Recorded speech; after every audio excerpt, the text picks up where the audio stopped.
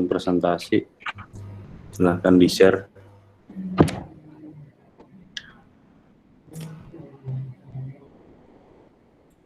Oke, ditunggu 5 menit ya sampai. Kelompoknya ada nggak hari ini?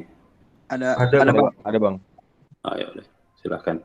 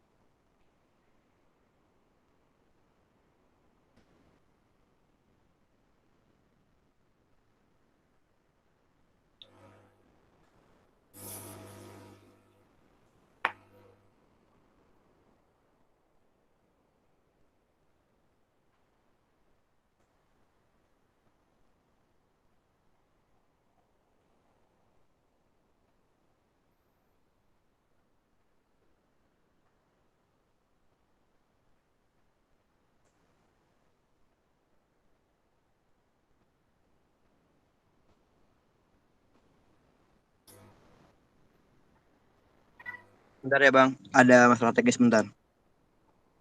Oke, ditunggu.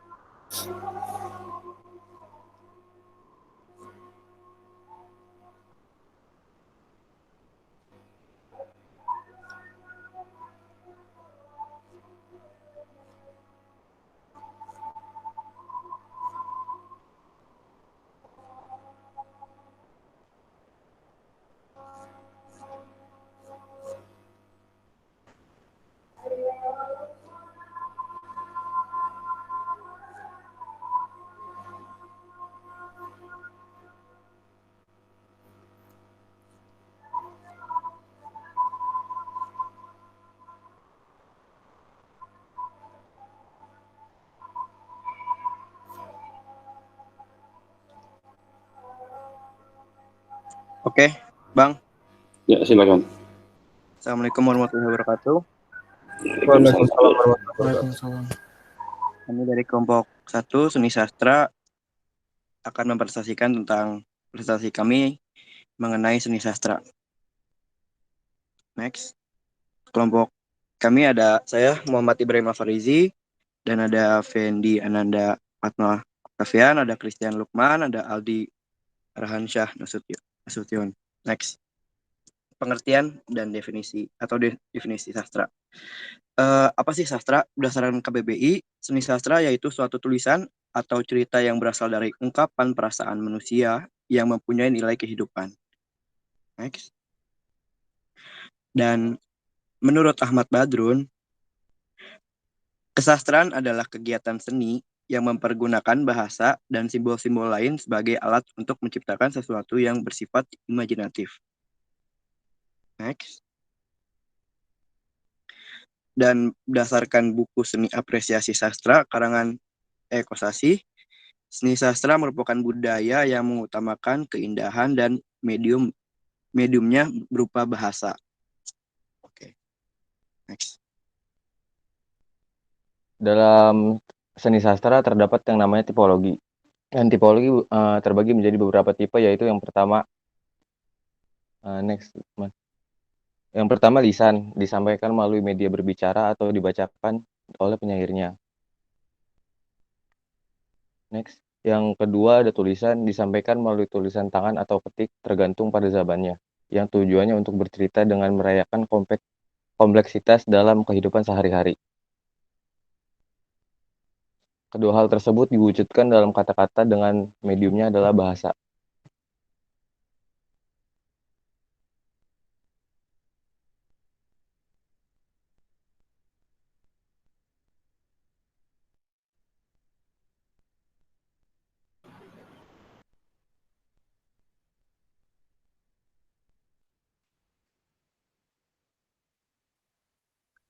Oke, next. Jenis seni sastra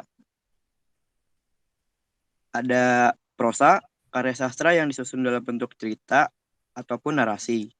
Terus nextnya ada puisi juga, karya sastra yang monolog menggunakan kata-kata yang indah dan kaya akan makna. Next. Dan juga ada drama, karya sastra yang menyampaikan pertikaian dan emosi melalui lakuan dan dialog. Next. Dan juga ada gaya. Gaya terbagi menjadi beberapa, ada penyajian tertata bersifat imajinatif, terus juga menggunakan penulisan kalimat aktif, dan diwujudkan dalam kata-kata, lalu ada bahasa sebagai medium.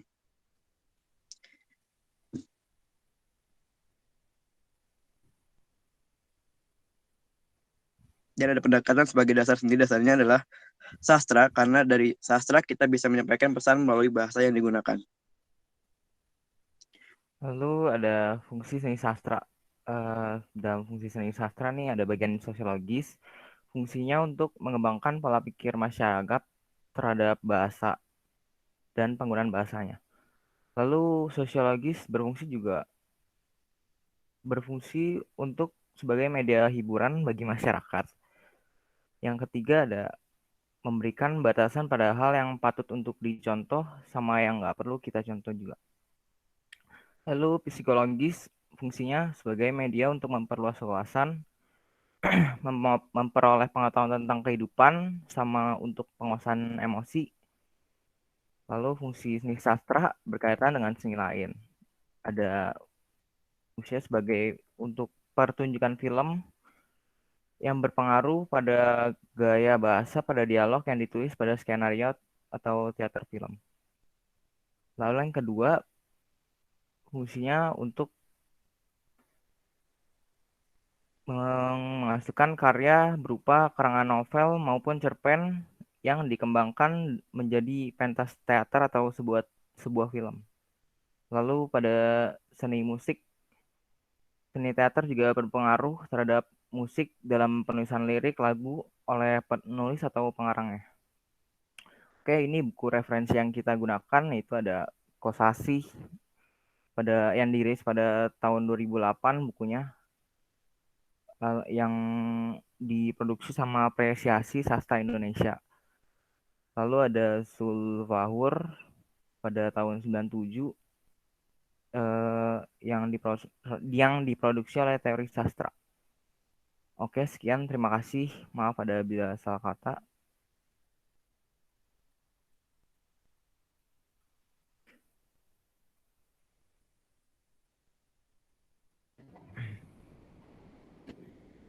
Oke, terima kasih teman-teman. Mungkin ada yang ingin menanggapi atau bertanya atau mengkritisi.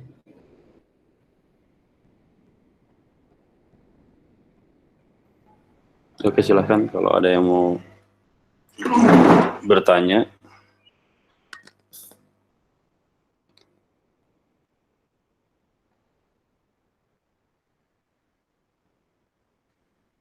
Gak ada nih. Udah oke banget nih berarti presentasinya kelompok ini.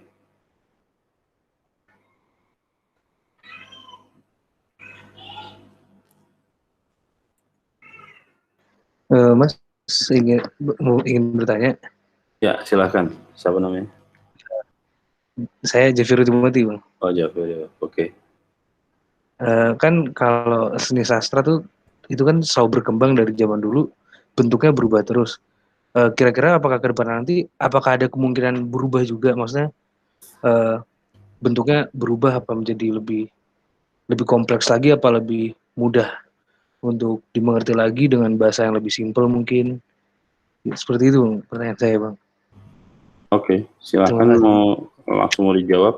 Oke, saya mau coba menjawab, Bang. Seni sastra pasti kedepannya bakal berubah. Namun ada beberapa seni yang dipertahankan bentuknya akan seperti itu karena dipertimbangkan lagi dengan apa namanya, jika ingin diubah mungkin medianya saja yang berpindah. Namun untuk apa ya namanya ya, karya aslinya pasti tetap bakal ada kayak gitu. Karena juga apa namanya ya, perkembangan zaman makin apa namanya makin berkembang kan, makin maju. Namun juga nggak menuntut kemungkinan juga bakal berpindah, tapi bakal ada tetap yang apa namanya yang aslinya gitu.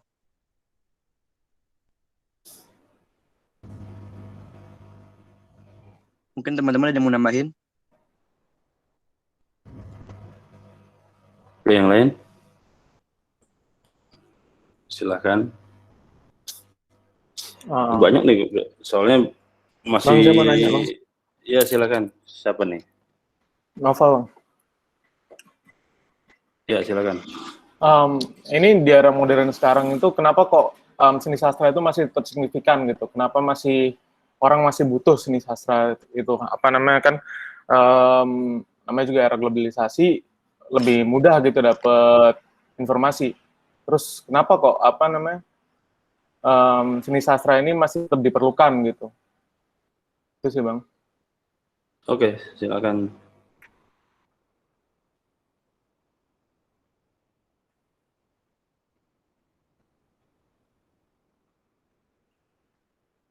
Oke, kenapa seni sastra masih diperlukan? Karena melihat dari beberapa aspek yang tadi kita lihat di presentasi, coba presentasinya boleh dilihatin lagi, yang Lukman.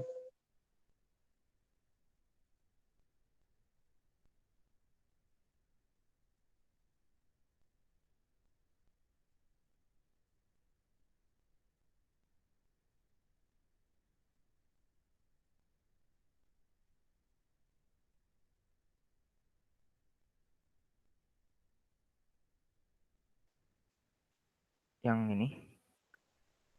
Ya,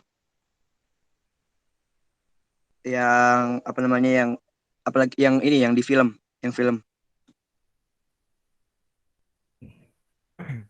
Ya, kenapa? Tadi boleh diulang pertanyaannya, sorry. Di era globalisasi ini yang udah modern seperti sekarang ini, apa kok seni sastra ini masih tetap diperlukan gitu? Kan bisa dibilang ini salah satu tipe seni yang sangat kuno gitu. Kenapa kok masih perlu ada?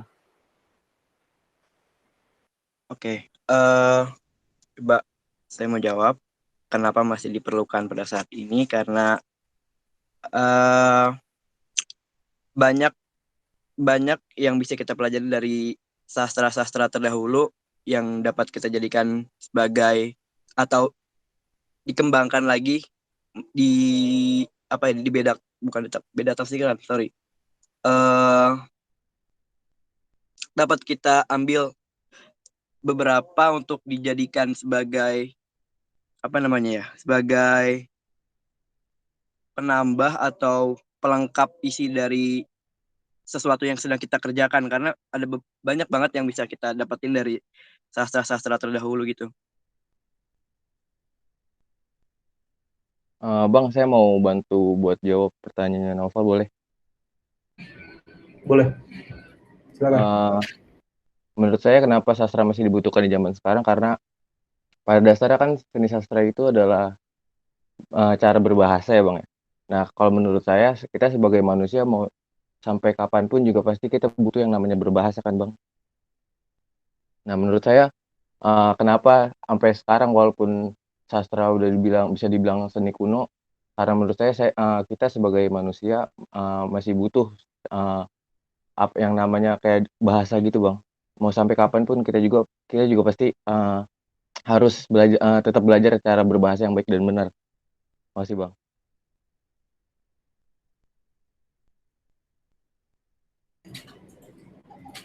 Oke, baik. Ada yang mau nambahin lagi?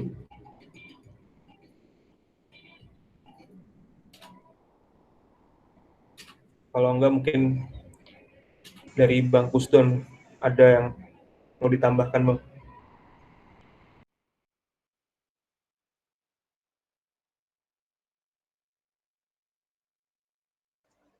Mas mau nanya sedikit. Silakan. Ya, nama saya Nizar. Mau nanya aja, bagaimana kalian mengimplementasikan seni sastra atau menerapkan seni sastra dalam kehidupan kalian? Kalau iya, contohnya seperti apa? Oke, silakan.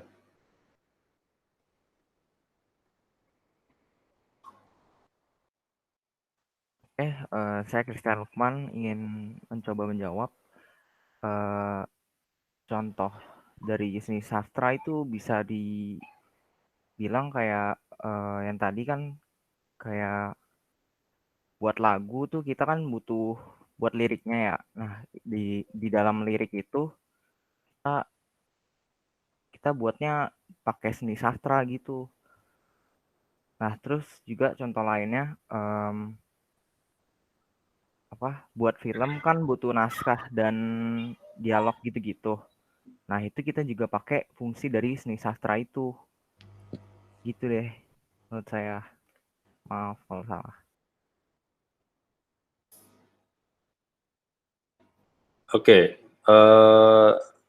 untuk kelompok ini tolong presentasi yang berhubungan sama film dikeluarin dulu ya, karena kan gue udah bilangin tuh. Jadi seni lain selain film kan kemarin gue bilang. Jadi tolong nanti dicopotin dulu. Oke, sorry, Javiero tadi lo nanya apa ya tadi? Gue lupa. Pertanyaannya Javiero apa? Ini Bang, kan apa tuh seni sastra terus berkembang, Ya. apakah nanti ke depannya akan berubah ya gitu Bang? Oke.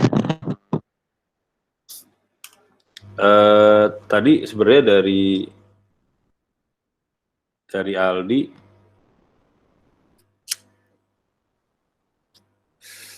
itu kita bisa ngambil bahwa bagaimanapun sastra dasarnya adalah bahasa. Kan pertama bahasa. Awalnya kan bahasa digunakan untuk alat berkomunikasi kan antar kelompok. Nah, cuma kan pada akhirnya bahasa tidak sekedar menjadi sarana komunikasi aja. Ataupun misalnya gini, cara berkomunikasi kan bermacam-macam menggunakan bahasa. Tidak sekedar komunikasi langsung, tapi juga ada komunikasi yang tidak langsung. Nah, komunikasi yang tidak langsung ini yang kemudian muncul dengan adanya aspek-aspek sastra tadi. Karena juga walaupun misalnya menggunakan menggunakan bahasa lisan, ketika lo mau menyampaikan sesuatu kepada orang lain, bisa jadi ada hal-hal yang kemudian tidak bisa langsung lo sampaikan. Bahasa gampangnya gini, ketika seorang cewek mau nolak cowok yang suka sama dia, biasanya kata-kata yang sering digunakan apa? Kamu terlalu baik. Kamu terlalu baik, tuh. Terus apa lagi? Mau belajar dulu. Mau belajar dulu. Ya oke, mungkin itu bukan sastra ya, tapi setidaknya kan bahwa dia tidak menggunakan bahasa berkomunikasi langsung, tetapi menyampaikan informasinya tidak langsung. Maksudnya tidak secara langsung mengungkapkan hal yang sebenarnya dia logikanya kan dia nolak, gue nggak mau sama lo udah gitu kan sebenarnya. Nah cuma aspek ini kan juga berkembang, terutama ketika munculnya media, terutama alat tulis ya misalnya, atau media cetak. Nah, bahasa yang tadinya cuman buat informasi kan sebenarnya di masyarakat akhirnya itu dikembangkan menjadi sarana untuk berkontemplasi misalnya, sarana untuk hiburan, bermacam-macam.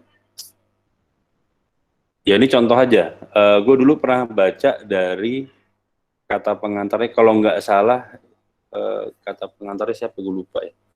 Ada buku kumpulan puisinya Khalil Gibran, itu yang membahasnya gini, bahasa Arab itu salah satu bahasa mungkin bisa dibilang bahasa yang paling kaya punya kosakata. Karena ini kalau gue nggak salah kutip ya, dia punya 200 kata hanya untuk kuda. Jadi kuda sendiri, kuda jantan, kuda betina, kuda mau duduk, kuda mau diri, kuda duduk, kuda diri itu beda. Katanya beda. Nah, artinya yang jadi persoalan gini, Jazirah Arab pada masa tahun apalagi zaman dulu kan, zaman dulu itu adalah tempat yang gersang. Jangan lo bayangin mereka punya sumber minyak, baru di Arab Saudi aja sumber minyak baru ditemuin sekitar tahun 1950-an ketika Raja Faisal kalau nggak salah. Nah, karena tempatnya gersang, akhirnya salah satu yang bisa dikembangkan adalah bahasa.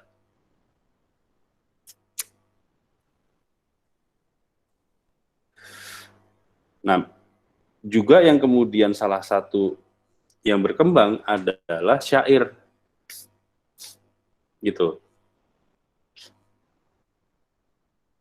Nah, syair-syair ini yang kemudian akhirnya muncul sebagai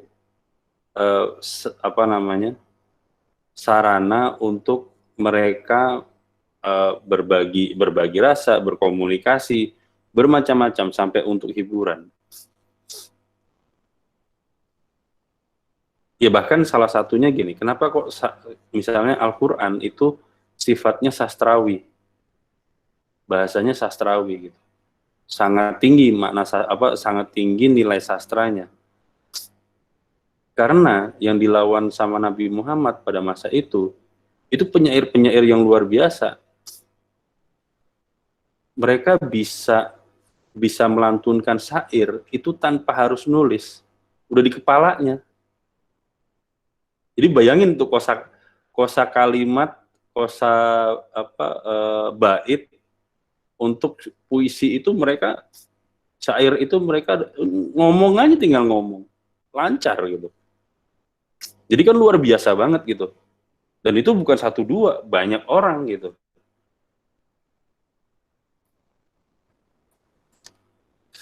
Nah, artinya dari situ sebenarnya bagaimanapun selama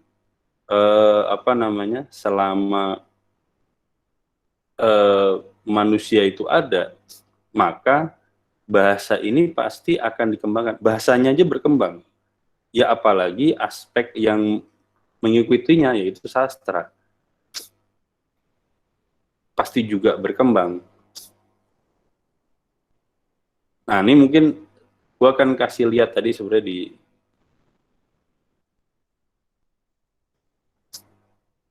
bahkan salah satu perkembangan yang luar biasa dari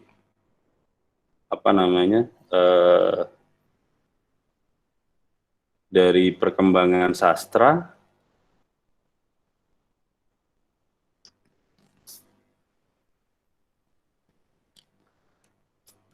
bentar ya, gua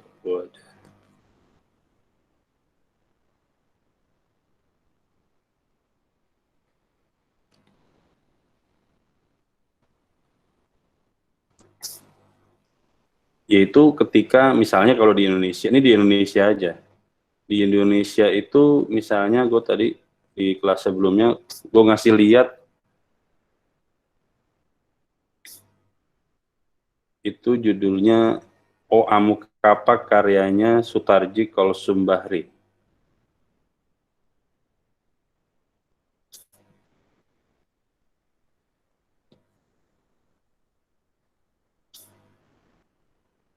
Jadi gini, Sutarji Kolsumbahri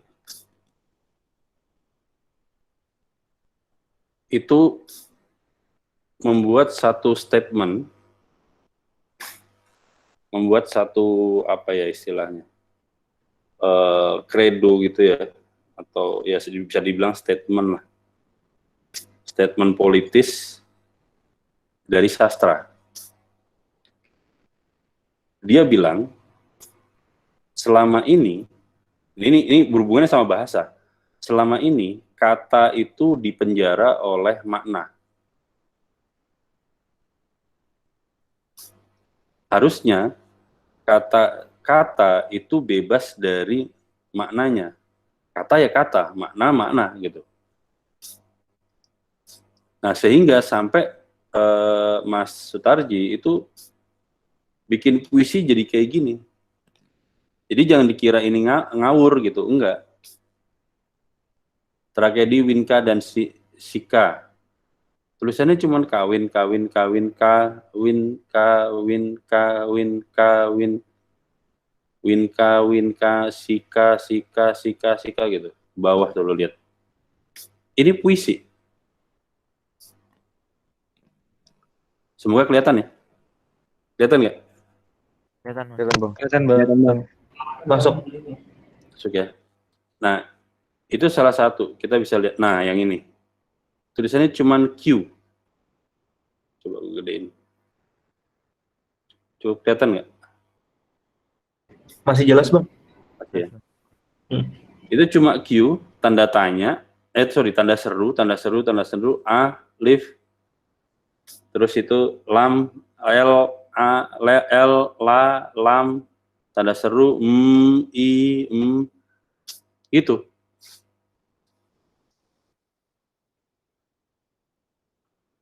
Ini muncul di sekitar tahun 70-an. Jadi bayangin tahun 70-an aja udah berapa ya? Hampir 50 tahun yang lalu sudah muncul model-model kayak gini.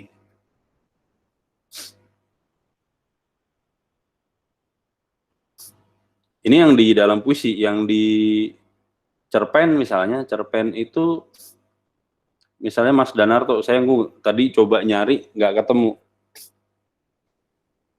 Ada satu apa namanya?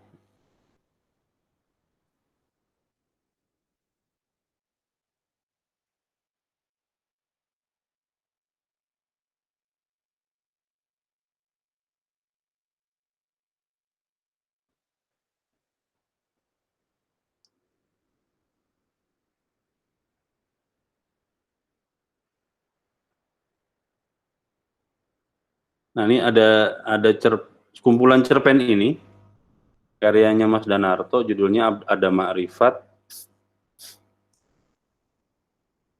Ya mungkin kalau lo baca cerpen-cerpen yang sekarang juga beredar yang umum, ya dia isinya cerita,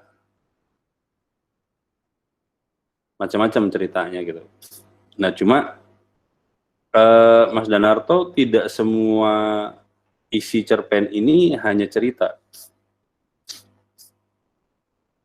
Misalnya dia di dalam Ada Ma'rifat ini ada cerpen yang kalau dia jadi gini, kalau kita lihat dari jauh itu kayak bentuknya kayak apa namanya, sarang lebah,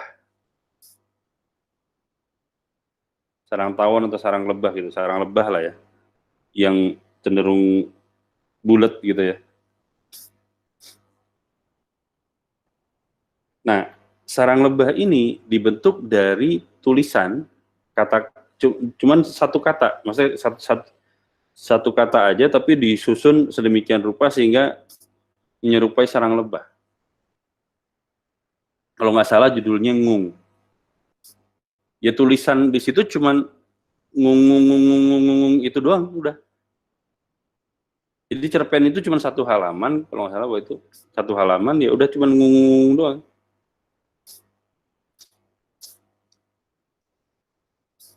Saya gue lupa ininya apa judul-judulnya.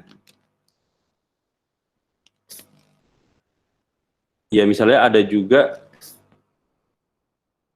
apa namanya, Mas Danarto pernah juga di kumpulan cerpen yang sama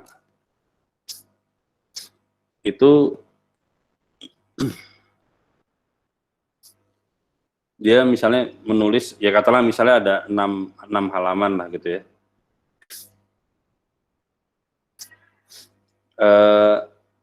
Setengah cerpen itu kita akan baca ya cerpen biasa, tulisan yang berisi cerita. Nah setengahnya lagi, jadi di akhir kata halaman ketiga lah, kata gue ngarang halamannya aja ya maksudnya biar kalian kebayang. Di akhir halaman ketiga itu dia nulis gini, dan semuanya akan kembali ke tanah. Nah ini kemudian 3 halaman terakhir itu cuma ditulis tanah. Itu dari halaman keempat sampai halaman terakhir itu tulisannya cuma tanah.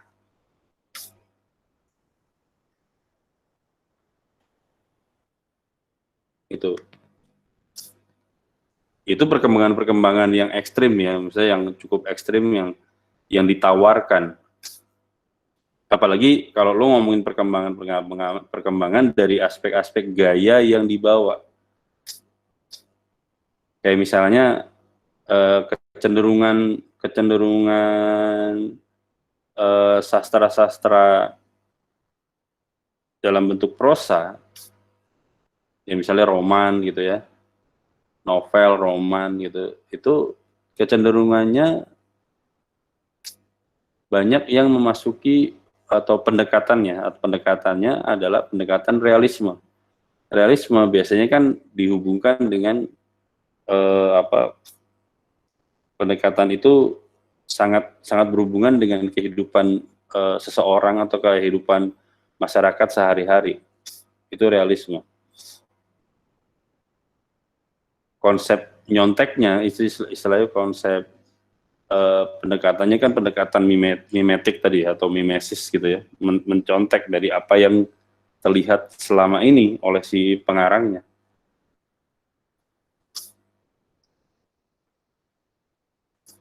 Nah, pada kenyataannya ya kalau lo baca karya-karyanya Mas Danarto apa namanya, salah satu orang yang punya gaya,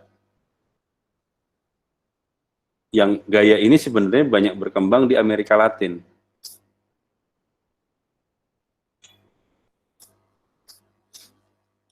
Yaitu yang disebut dengan namanya magical realisme atau realisme magis.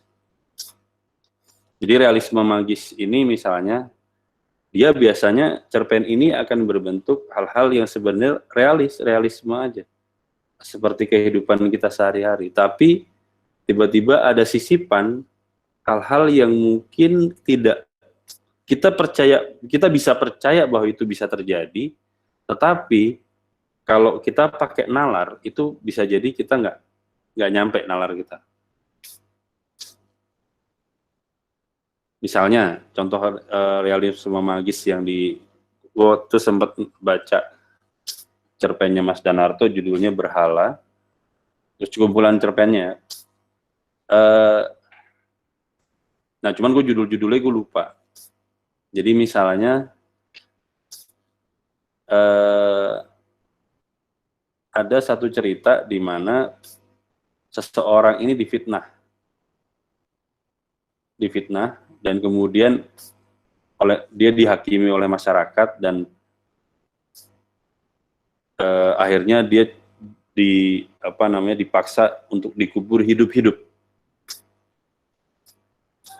Nah, saat kemudian dia dimasukkan ke liang lahat, orang yang pertama kali memfitnah kan ada di situ. Itu tiba-tiba sukmanya atau jiwanya itu berpindah. Jadi yang dikubur itu berpindah ke tubuhnya orang yang memfitnah, terus yang orang yang memfitnah ini jiwanya masuk ke orang yang dikubur hidup-hidup. Nah, dari awal sampai akhir ketika berpindahnya jiwa itu, sebelum berpindahnya jiwa itu ya realisme. Tapi kemudian di akhir disisipkan itu. Atau misalnya ada cerita juga gini. Jadi ini ada seorang jenderal yang sangat berkuasa. Tiba-tiba ada seseorang yang berjubah hitam-hitam itu mau menjemput anaknya.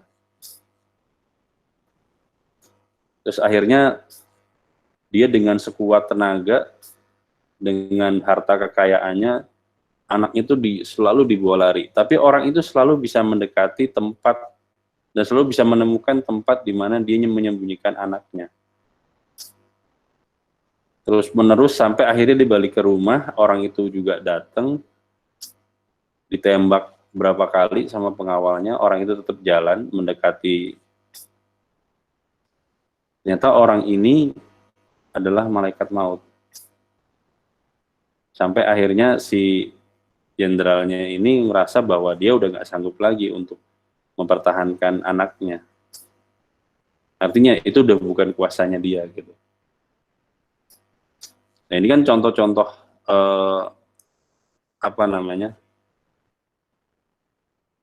pendekat gaya realisme magis yang dipakai oleh Mas Danarto gitu.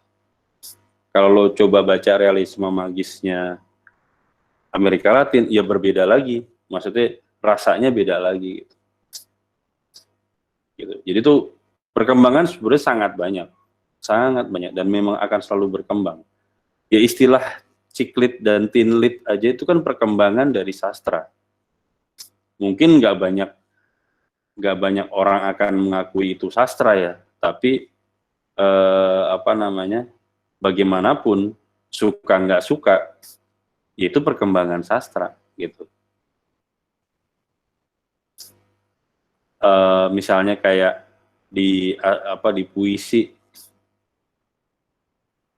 ya bisa jadi orang akan berpuisi dengan kalimat, mungkin biasanya orang akan berpuisi dengan kalimat-kalimat yang mungkin mendayu gitu, atau kalimat yang diksinya rumit misalnya. Tapi justru banyak orang juga yang justru pakai kata-kata yang sangat sederhana. Yang biasanya puisi itu barisnya panjang misalnya, punya baris yang panjang, ini tiba-tiba barisnya sangat sedikit. Walaupun misalnya di kesusastraan lama di Indonesia itu sudah muncul. Misalnya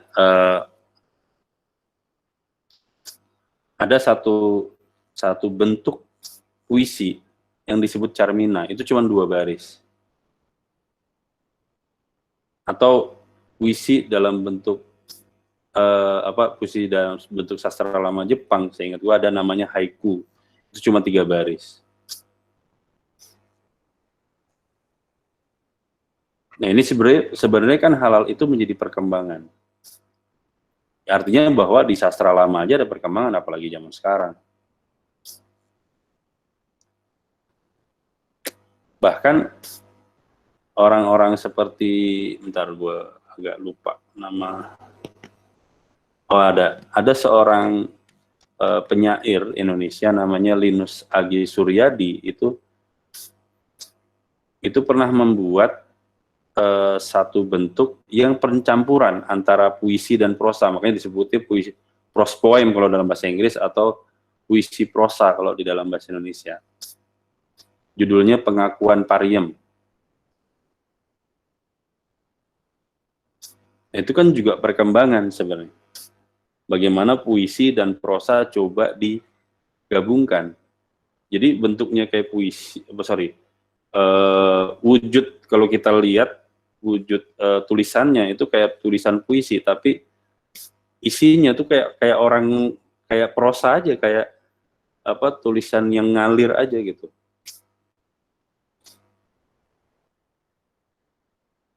Ya kalau ada yang tertarik coba cek aja buku judulnya Pengakuan Pariem. Nah sehingga kalau tadi pengaplikasian tadi pertanyaannya Nizar ya, pertanyaannya Nizar tadi ngomongin pengaplikasian, justru salah satu fungsi dari sastra jangan lupa adalah untuk menjadi dalam tanda petik arsip ya. Arsip dari apa? Arsip dari kehidupan satu masyarakat. Jadi Pengakuan Pariem ini kan bercerita tentang keluarga ningrat yang punya pembantu namanya Pariem. Sampai ternyata pembantu ini dihamili oleh salah satu anaknya. Gitu. Dan digambarkan ya status dia tetap nggak akan jadi priayi sebenarnya gitu. Yang akan jadi priayi anaknya. Ya tetap si suaminya tetap bisa mencintai, cuma masalahnya walaupun dia diangkat di istilahnya dikasih embel-embel Raden Ayu atau apapun lah ya, maksudnya ada gelar-gelar ningrat, bangsawan yang lain tetap akan melihat dia miring gitu. Nah itu hal yang kemudian dibahas. Makanya tadi gue bilang kan itu pengarsipannya masyarakat. Pengarsipan masyarakat atau istilahnya media untuk menyimpan rekam jejak dari apa yang terjadi di masyarakat. Nah hal ini kan sebenarnya fungsi yang lain jadi berlanjut. Akhirnya kalau itu kemudian disebarkan lagi, dia bisa punya fungsi pendidikan. Untuk pendidikan apa? Pendidikan terutama pendidikan moralitas misalnya. Makanya fungsinya kan ada fungsi moralitas, fungsi pendidikan, fungsi hiburan, fungsi fungsi pengobatan atau penyembuhan. Karena dengan orang misalnya menulis sastra itu cenderung akan mengeluarkan aspek-aspek isi hatinya misalnya. Nah, hal ini yang kemudian bisa mempengaruhi aspek psikologis, bahkan psikis dari seseorang. Kalau aspek psikologisnya baik, diharapkan tubuh itu, fisik itu kemudian juga akan terpengaruh, gitu. Jadi kalau mungkin kan ya bisa jadi sampai sekarang kan di generasi kalian curhat itu menjadi sesuatu yang sangat penting untuk ngeluarin unek-unek. Kalau lo nggak percaya, lo lihat aja di Facebook, di Twitter.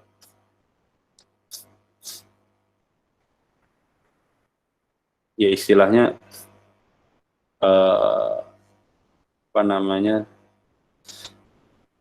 seorang putus sama pacarnya aja diposting di Twitter ataupun Facebook itu kan tetap ada. Di satu sisi sebenarnya kalau itu pada konteks sastra itu kemudian bisa menjadi sarana justru untuk penyembuhan apa aspek, terutama misalnya hal-hal yang berkaitan dengan aspek psikologis ataupun psikis gitu. Jadi penerapannya sebenarnya jadi bermacam-macam. Ini buat Nizar ya tadi. Jadi kalau salah satu contohnya kan penerapannya itu ada misalnya bahwa sastra kemudian digunakan oleh bidang musik menjadi lirik dari lagu-lagu yang beredar misalnya. Atau sastra juga digunakan Ya misalnya ini buat tambahan aja buat kelompok ini, misalnya pasti tahu yang namanya kaligrafi. Nah, kaligrafi kan bukan cuma tulisan bahasa Arab doang. Kaligrafi itu ada yang maksudnya Jepang punya kaligrafi, Cina punya kaligrafi, Eropa punya kaligrafi. Jadi kaligrafi itu kan sebenarnya tulisan indah. Nah, itu sifat kalau lo ngomongin hubungannya dengan seni grafis sebenarnya dan seni lukis. Gitu. Seni grafis dan seni lukis yang akhirnya keterkaitannya antara sastra dengan dengan seni rupa itu kemudian muncul dari keterhubungan itu. Dan jangan lupa bisa dibalik loh ya. Jadi jangan lo cuman sastra mempengaruhi mempengaruhi seni yang lain, tapi seni yang lain juga bagaimana bisa berkolaborasi dengan sastra. Misalnya gini, sastra, misalnya puisi, untuk pengarsipannya yang paling jelas di mana? Jadiin buku misalnya. Nah, buku untuk bisa dicetak jadi buku, itu nggak mungkin kalau lo nggak berhubungan sama seniman grafis. Baik ngomongin setting, ngomongin layout, ngomongin pencetakan, ngomongin perwajahan, atau untuk ngasih covernya ya. Nah, itu kan sangat berhubungan sama seniman-seniman grafis. Misalnya gitu. Yang jelas-jelas seniman grafis pasti akan dimasukkan ke dikelompokkan di seni rupa. Atau misalnya seni lukis, lo juga coba cek aja selain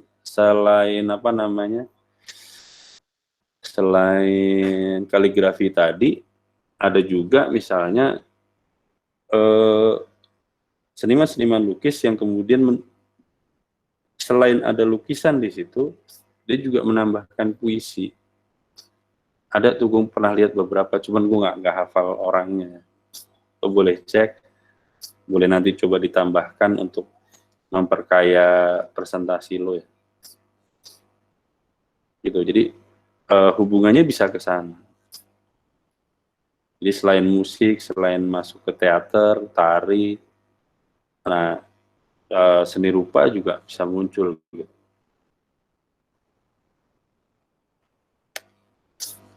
Oke, ada lagi kira-kira yang akan akan menanggapi atau bertanya dari yang gue jelaskan kira-kira. Mas, Ya, saya mau bertanya. silakan, Sultan Fakri. Ya, ini saya jadi ada penasaran kalau misalnya kan di Instagram tuh banyak tuh yang akun yang isinya curhatan-curhatan netizen gitu kan. Entah itu dijadiin puisi atau cuma kata-katanya aja gitu. Nah, itu masuk ke karya sastra nggak sih? Apa itu cuma kayak sekadar bentuk penerapannya aja, Mas? Terima kasih. Itu aja. Ya, silahkan kelompok 1 menjawab dulu. Ya, dibuka lagi kameranya. Oke, silakan Aldi. Orang-orang mesin. Saya Bang. Ya, silakan aja. Siapa ya? Menurut saya- Kelompoknya kelompok lo, Di, yang penting, Di. Iya, kalau menurut saya tadi kan ditanyain apakah itu termasuk kayak sastra, karena menurut saya itu masih termasuk karena masih ada cara masih aplikasikannya dalam berbahasa gitu, Mas. Kalau menurut saya masih termasuk sastra karena masih diaplikasikannya menggunakan bahasa gitu. Maaf kalau ada yang kurang. Ya, nggak apa-apa, nggak usah minta maaf. Ini juga diskusi.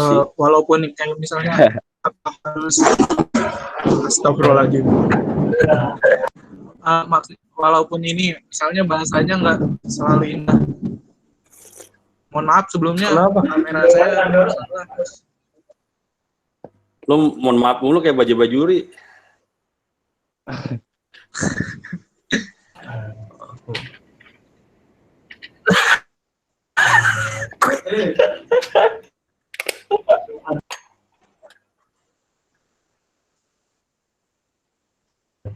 Bang Gusdon, Ya, ini Bang, maaf Bang, share screen-nya boleh dimatiin dulu Bang? dimatiin. Enggak, gue juga mau share screen yang lain soalnya mau ngasih. Cuman maksud gue biar ininya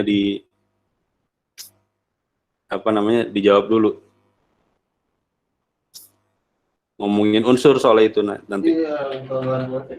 Oke, Lukman mau nambahin nggak, Lukman? Atau tadi siapa? Oke, baik. Enggak, Bang. Hah? Silakan.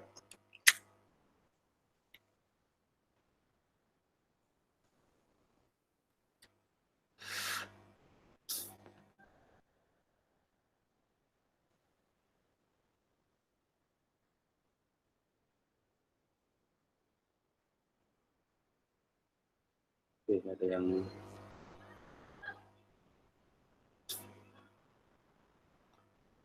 Oke, gue share ya. Ini yang jangan lupa sebenarnya mungkin kalau lebih sebagai Ferdinand Wijaya. Hah?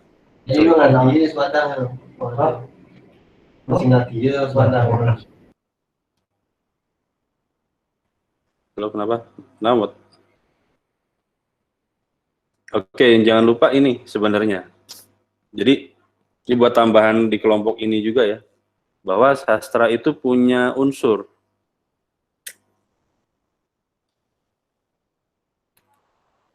Tadi ada yang angkat tangan Bang.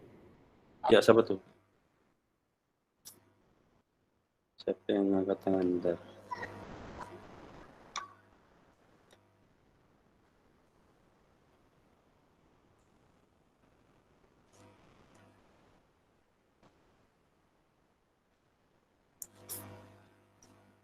Oke, langsung bahas aja deh. Ini jadi setidaknya bahwa sastra itu punya unsur intrinsik dan unsur ekstrinsik.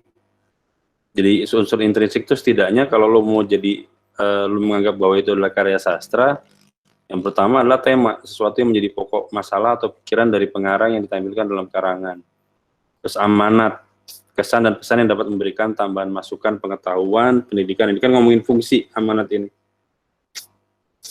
Terus tokoh dan penokohan, bagaimana cara mengarang, melukiskan watak tokoh. Terus juga ada alur, satu jalan cerita yang menceritakan rangkaian peristiwa dari awal hingga akhir. Terus latar, keadaan yang melingkupi pelaku sebuah cerita seperti latar, tempat, waktu, suasana, terus sudut pandang. Bagaimana, atau point of view ya, bagaimana dia punya standing position istilahnya. Jadi tempat berdiri di mana dia melihat persoalan-persoalan yang sedang disampaikan misalnya.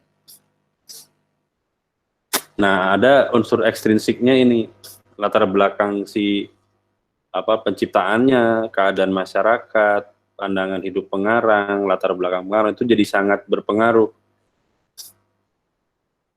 Sehingga kalau kemudian tadi Sultan nanyanya kalau yang ada di Twitter, Instagram, segala macam, yaitu artinya dia hanya digunakan, sifatnya sifat penggunaan sastra itu sendiri. Kadang-kadang kan kutipan yang ditaruh kan, nggak karya sastra utuhnya gitu, ya kan? Gitu. Jadi artinya artinya kalau kita bilang itu sastra bukan, ya kalau kita bisa bilang bukan. Kenapa? Karena sebenarnya yang diambil adalah kutipannya.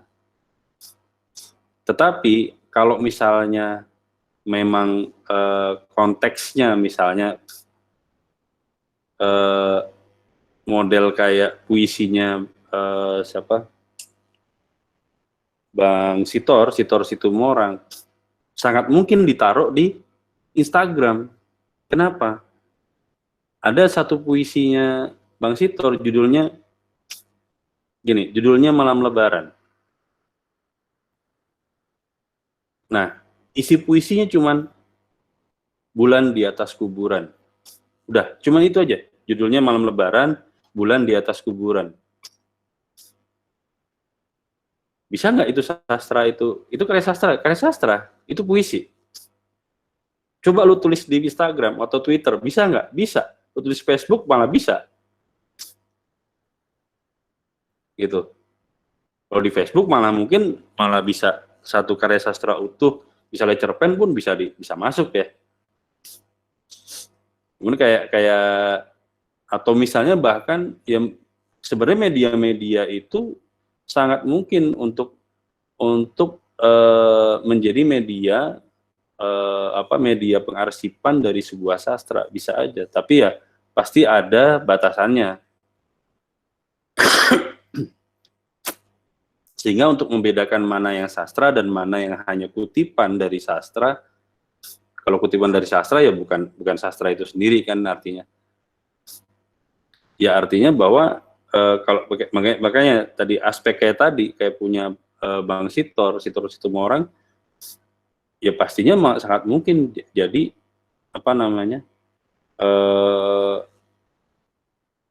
jadi satu bentuk karya sastra yang utuh.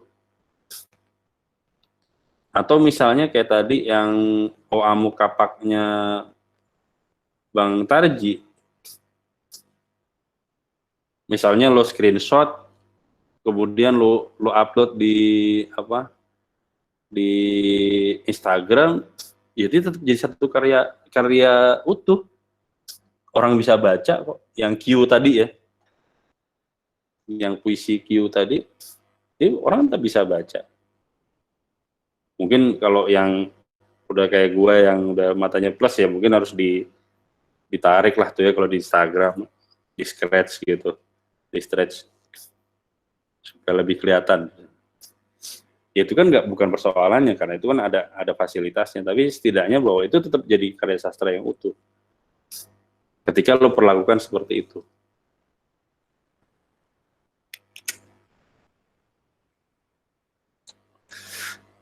Jadi dengan adanya unsur intrinsik dan ekstrinsik itu akhirnya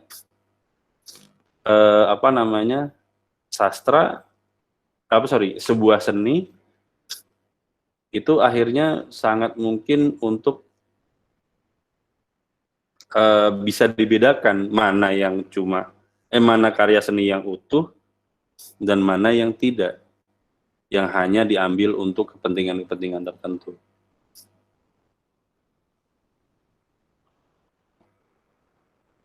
Begitu, Sultan. Ada lagi kah yang lain? Jadi siapa yang angkat tangan, Mot? Tadi ini Bang, Ferdinand Wijaya tadi sempat ngangkat tangan. Oh ya, Ferdinand, silahkan.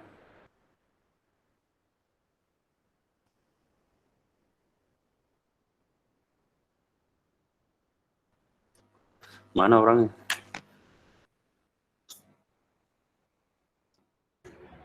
Nggak tahu juga tuh Bang, tadi dia ngangkat tangan sih Bang.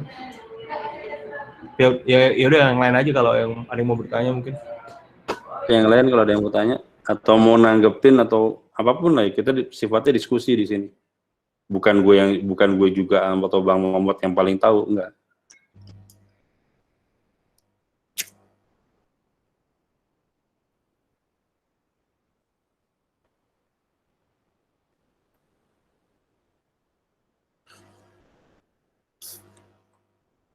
Udah, nggak ada nih. Kalau nggak ada, gue cukupkan sampai di sini. Paling gue mau mungkin ngeralat sedikit, atau gue mau nyampein sedikit. Yang pertama, tadi masukan-masukan tadi ataupun hasil diskusi tadi, tolong ditambahkan ke presentasinya kelompok 1 ya. Ya Bang. Tolong ditambahkan. Ya tadi sebenarnya di presentasi lo itu bisa lebih lo lengkapin gitu. Oh ya sorry, gue share screen sebentar.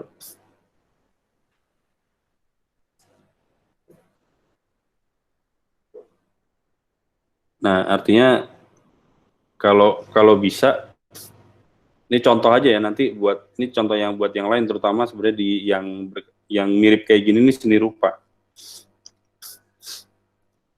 Misalnya sastra, definisi, paradigma gitu ya, fungsi, jenis, gaya dan lain-lain.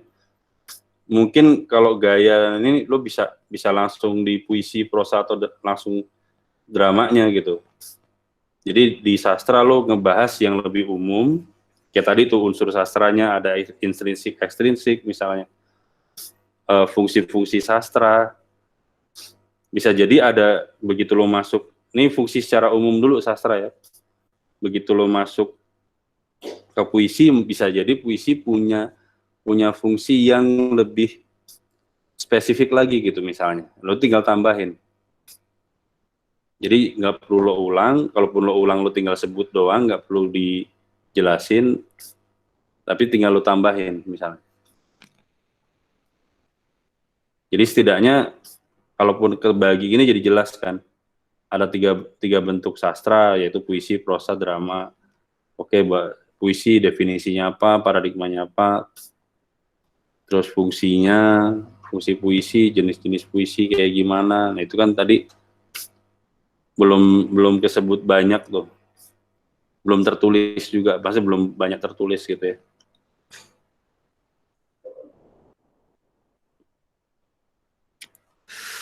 Oke, terus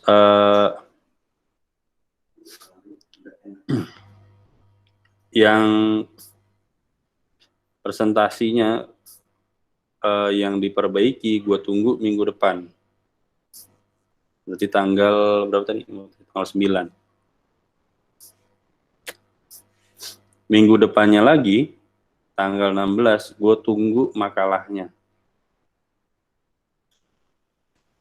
Nah itu, kalau lo mau tambahin buku, lo mau tambahin sumber-sumber, silahkan. Jadi selama 2 minggu ini, lo juga nyiapin makalahnya.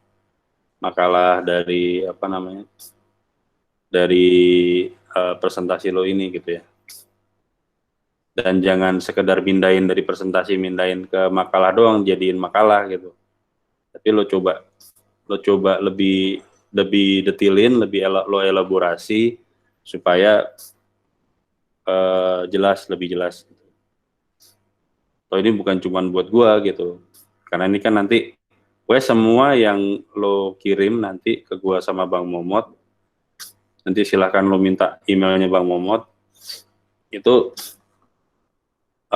nanti akan diupload di Classroom. Jadi semua orang di kelas ini bisa mengakses. Oh ya, untuk penilaian, jadi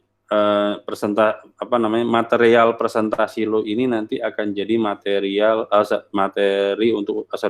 nilai untuk UTS. Hasil perbaikan nih ya, ada 3. Hasil perbaikan, kehadiran presentasi sekarang ini, dan keaktifan di kelas untuk mahasiswa yang tidak presentasi tapi dia aktif, dia nanya misalnya atau nanggepin, ya itu akan jadi nilai tugas. Jadi nilai tugas itu ada 3. Yang pertama tadi perbaikan presentasinya, yang kedua kehadiran presentasi, yang ketiga keaktifan. Jadi misalnya nilai tugas lo kalau dikumpulin semua, misalnya ya, kalau lo nggak pernah nanya, nggak pernah ini, kalau dikumpulin semua jadinya misalnya 70 gitu. Nah, karena ini ada 12 kelompok, berarti kan lo bisa aktif bertanya atau nanggepin itu kan 11 kali.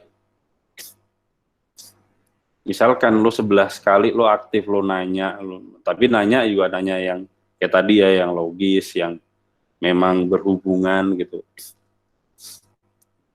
Nah itu sekali lo nanya, mau berapa kali lo nanya dalam satu presentasi, gua akan kasih poin 1. Jadi kalau misalnya lo 11 kali aktif, berarti lo punya nilai 11. Kalau misalnya nilai tugas lo itu harusnya 70, kalau ditambahin 11 berarti 281, udah masuknya nilai A. Jadi nilai tugas lo bisa jadi berbeda dengan nilai tugas teman-teman lo. Terus prosentase nilai gue nggak rubah dari apa yang ada di SIAK. Kalau dulu biasanya absensi itu ditawarkan mau dihitung apa enggak. Kalau ini sekarang karena kebutuhannya buat dikti dan lain-lain memang butuh absensi. Jadi nanti setelah kelas ini gue cabut, lo jangan cabut dulu karena Bang Momot akan ngabsen lo gitu. Absennya dimulai dari sekarang. Jadi yang minggu lalu udah dianggap lo mau masuk atau nggak masuk atau belum gabung, lo tetap dianggap masuk. Itu ada pertanyaan kah?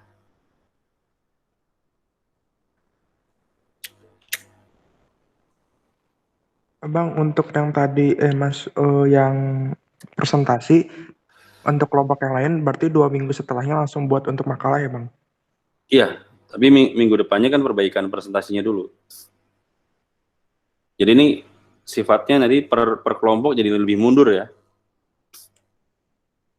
Tapi kalau misalnya dalam proses ini lo udah belum presentasi, tapi lo mau coba benerin ya silahkan.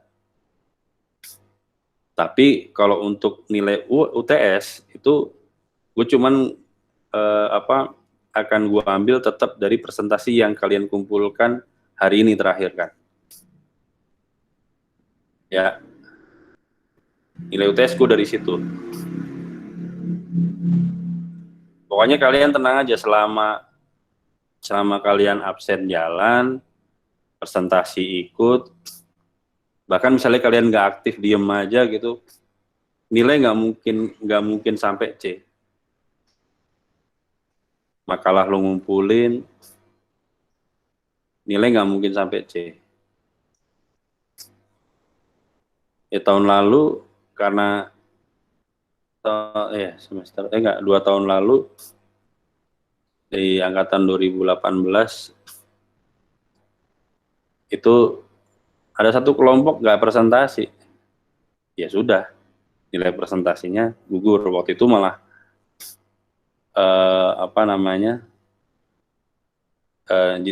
hitungannya di mereka 0 di nilai tugas. Jadi nilai tugasnya ya udah kebaginya kan jadi banyak. Nilai tugas waktu itu gede.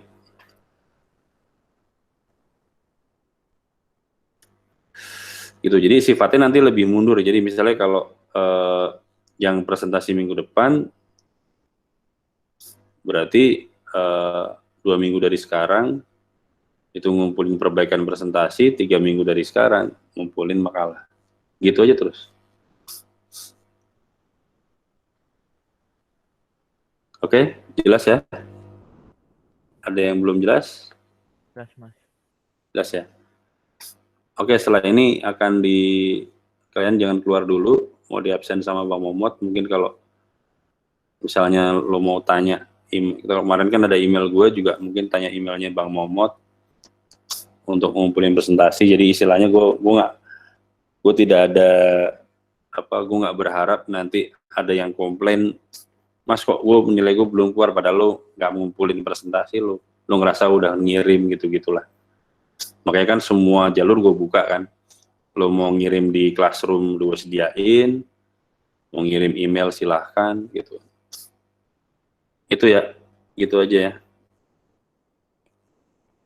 Oke, terima kasih. Wassalamualaikum warahmatullahi wabarakatuh. Waalaikumsalam warahmatullahi wabarakatuh. Terima kasih Mas. Oke, sekarang kita mulai absen ya. Jadi selama absensi berlangsung, tolong kameranya dinyalakan.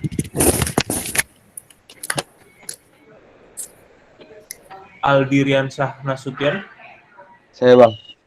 Hadir. Oke. Anita Widianti Permata Rohmah. Anita Widianti Permata Rohma. Hadir? Oke. Arif Junaidi Lubis. Hadir. Atalah Aufa Zikri. Hadir. Kafel Arkana. Hadir, Mas. Nice. Christian Lukman. Hadir, Mas. Cindy Mariana Pardosi. Hadir, Mas. Oke. Fareza Ali Ma'ruf.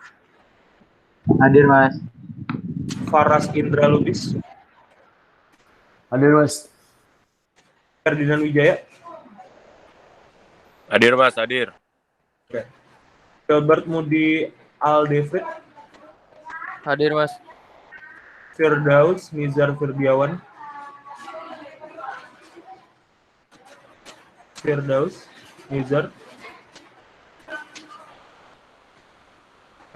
Ada tadi ya? Javiero Timothy Putra. Hadir, Bang. Jonathan Frederick Liviano.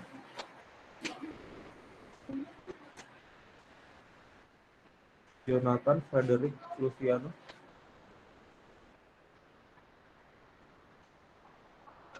Jonathan Frederick nggak ada ya? Manuel Alier Miru. Hadir, Mas. Oke. Matthew.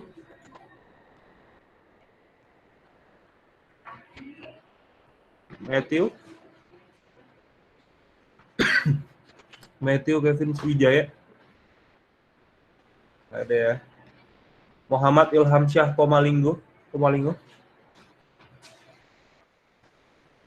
Hadir, Mas. Ilham Syah. Hadir. Oke. Muhammad Rangga Afros. Hadir, Mas. Hadir. Muhammad Gifaril Ferdias. Muhammad Al-Aziz. Hadir, Mas. Fahri Fabian Rainaldi. Hadir, Mas. Fahri Saleh. Hadir, Mas. Hadir. Muhammad Fahri Saleh. Hadir, Mas. Muhammad Fadil Rifai. Hadir, Mas. Ibrahim Alfarizi hadir. Muhammad Hadir. Naufal Harisya. Hadir, Mas. Rehan Ferdana. Hadir, Mas. Hadir.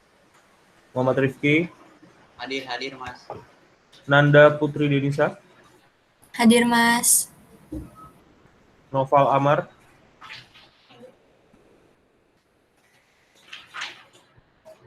Noval Amar Hafizul Haq. Enggak ada. Nur Najmi Dialul Haq. Hadir, Mas. Najmi hadir. Putra Alam. Hadir, Mas. Akin Fajri Edwin. Hadir, Mas. Renaldi Akbar.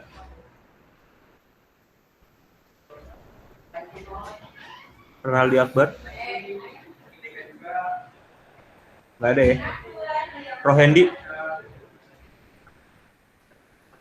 Hadir, Mas. Hadir. Sefarel Ahmad Al-Kausar. Hadir, Mas. Setia Muhammad Rimba.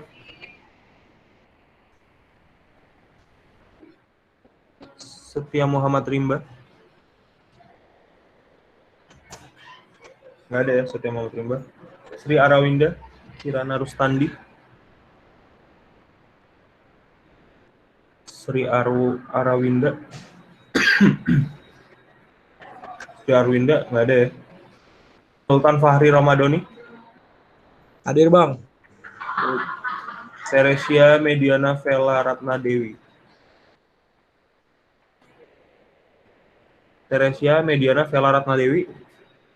Ada. Oke, Tio Akbar. Pandu Saputra. Agak ada juga. Feredito Aflen. Hadir, Hadir, ya? Mas. Oke, good. Fiendi Ananda Fatma. Hadir Mas. Oke. Zali Vanhar Validimas Rosojo. Hadir Mas. Good. Oke, udah semua ya. Thank you teman-teman untuk hari ini. Makasih, Nanti Bang. itu presentasi kalian tuh bisa dikirim ke email gue juga ya. Iya Mas, siap Mas. Oke, terima kasih banyak kalau gitu. Yo. Assalamualaikum. Waalaikumsalam. Mas, mohon maaf, Mas mau bertanya. Boleh. Ya, udah. Apa? Mas, Durasi. kalau ini presentasi kelompoknya yang dikirimnya PPT-nya atau apanya, Mas? PPT-nya untuk yang awal semua tuh PPT-nya dikumpulin. Oh, jadi PPT-nya doang ya, Mas ya? PPT-nya doang dikumpulin. Oh iya. Untuk ini untuk Makasih, semua Mas. kelompok ya. Oke, thank you. Yo. Oke.